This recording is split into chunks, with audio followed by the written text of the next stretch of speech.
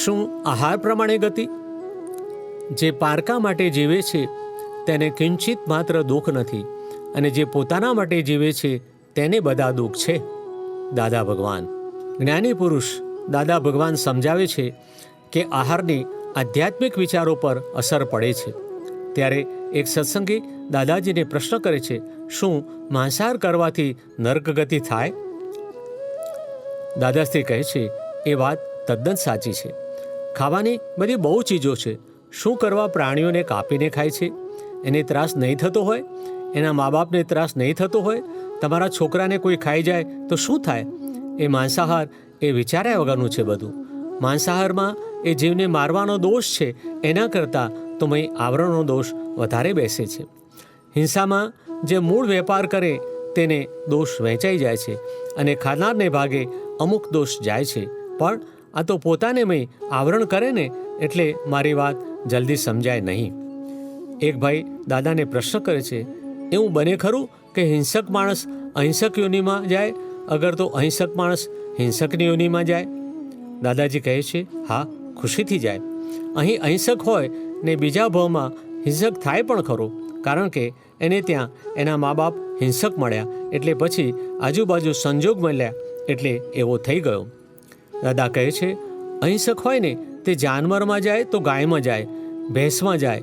હિંસકવાળો અહીંથી વાઘમાં, કૂતરામાં ને બિલાડીમાં જાય. જ્યાં હિંસક જાનવર હોય ત્યાં જાય. પણ મનુષ્યમાં અહિંસક હોય ને તો એ હિંસકને ત્યાં અવતાર લે પણ ખરો. પછી એના પાછા હિંસકના સંસ્કાર પડે. એ ઋણાનુબંધના હિસાબ છે બધા. દાદા કહે છે, રાગ દ્વેષ થાય એ જ ઋણાનુબંધ. જેની જોડે રાગ થાય એ ચોંટે, અને જેની જોડે દ્વેષ થાય તો એ ચોંટે. દ્વેષ કરે કે આ નાલાયક છે, બદમાશ છે, આમ છે, તેમ છે, તો ત્યાં જ અવતાર આવે.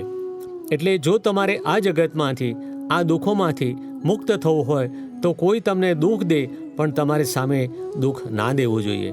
નહીં તો સહેજ પણ દુઃખ દેશો તો આવતે ભવે એ સાપણ થઈને તમને કળશે.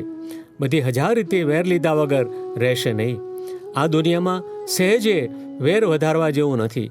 આ દુઃખો જે આવે છે તે આ બધી ઉપાધિ કરી કોઈકને દુઃખ દીધા તેના જ દુઃખો આવે છે, નહીં તો દુઃખ હોય નહીં દુનિયામાં. જો તમે યથાર્થ અહિંસક બનશો તો સાપ પણ તમને કરડે નહીં.